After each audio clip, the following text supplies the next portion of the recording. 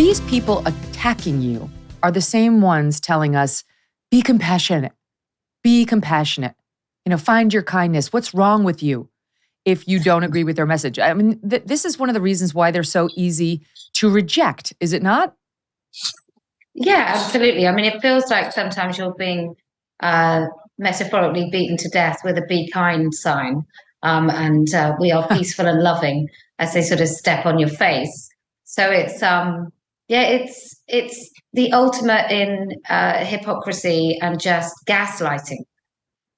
So I was interested to read that you, and correct me if I'm wrong, started speaking out publicly about this as early as 2018 or 2019.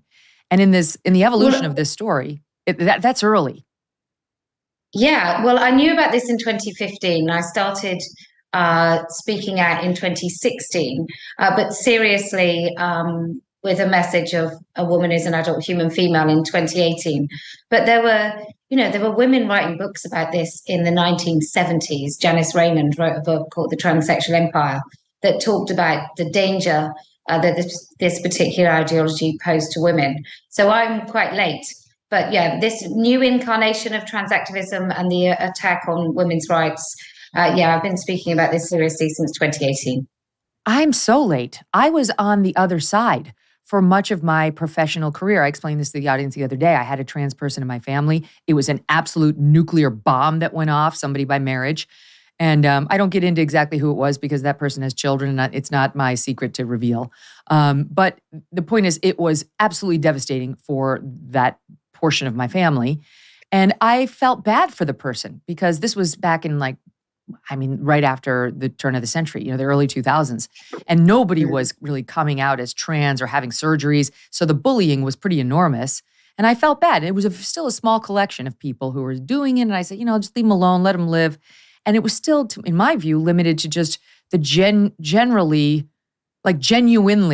gender dysphoric people, the very few people who are actually born with this confusion, as opposed to what's happening right now. But I see it very differently now. So how did you have the clarity that early on to see the dangers of what's happening here? Well, I think I came across some leftist groups. So I used to be on the left and I was on an online forum that was supposed to be just for women. And actually it was supposed late transitioning males that started coming in this group, supposedly for women in 2015. And they were just acting like entitled men. And so it was very difficult to leap into this notion that they actually were women.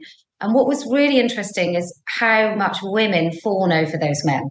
So those men will do things like do soft focus pictures. When all women were talking about politics, they would put soft focus portraits of themselves.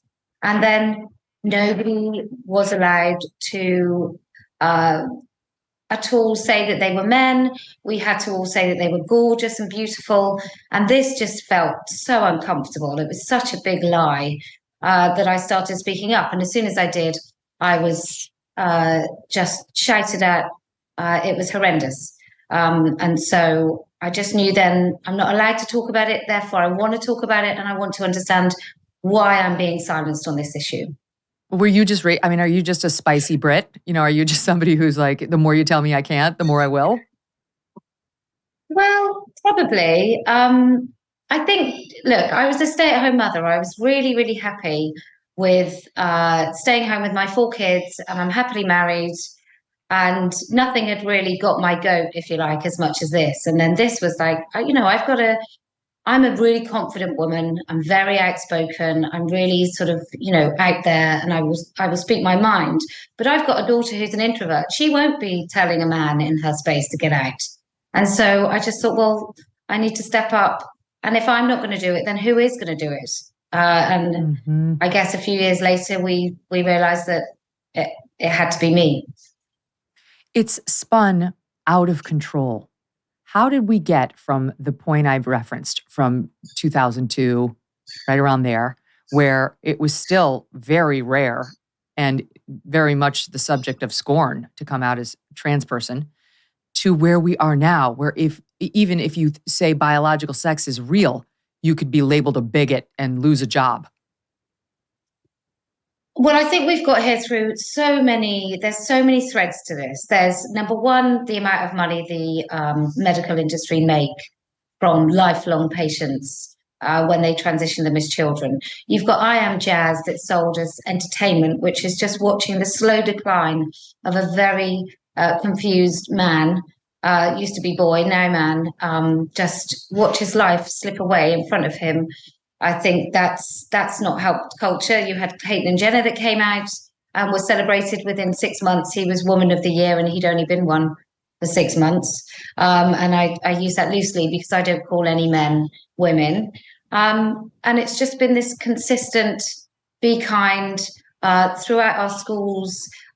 Media has been horrendous. Your media is so sewn up, a lot of your mainstream media, that people aren't even allowed to raise questions. So I think it's all of these threads that are leading to this, and now here we are.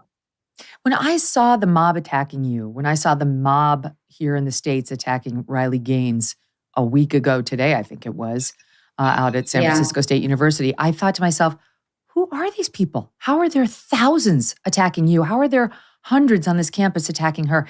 This is a disorder. It was recognized as a psychiatric disorder up until about yesterday by the American Psychiatric Society. Under pressure from these activists, they now just call it gender dysphoria, but it was recognized as a psychiatric disorder, gender dysphoric disorder. How have they multiplied it in so many numbers when we know net, it's still a relatively small percentage of the population?